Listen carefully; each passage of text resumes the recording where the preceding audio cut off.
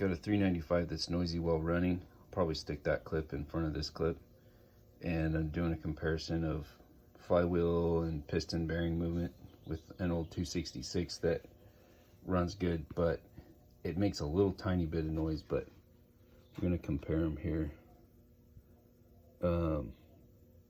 It seems like on the 395 with the piston at top dead center, bottom dead center, there's not much looseness or rattling. And that seems to be the case with the 266. And you can see here, I can wiggle the flywheel back and forth a little bit. But there's resistance. There's no, I'm just barely wiggling it here. It doesn't move. Now, if I move it far enough that there's like a little bit of slack in relation to the piston, there's a little tiny bit of slack in there, but there's resistance in the slack, if that makes sense.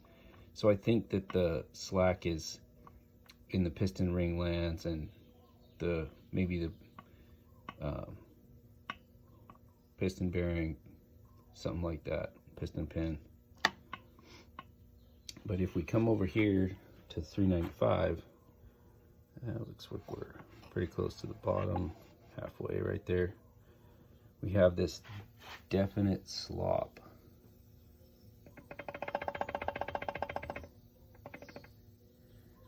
And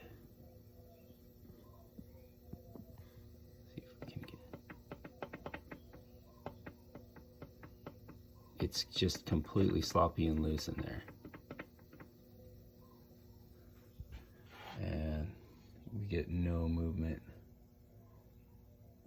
from the piston or anything. I had the muffler off and put it back on, but anyway, just kind of want to see what everybody thinks and what everybody else's experiences are.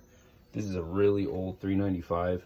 I've had it for 10 years, haven't used it very much for the first few years, but then more recently I've been milling with it and stuff and got it ported, but the guy that ported it just worked on the top end, nothing in the bottom. And I think at one point, even a few years ago, I let some employees use it, and the piston and cylinder melted down, or at least the piston did. I'm not sure if the cylinder's new or not, but piston probably doesn't have a lot of use on it, still has machining marks.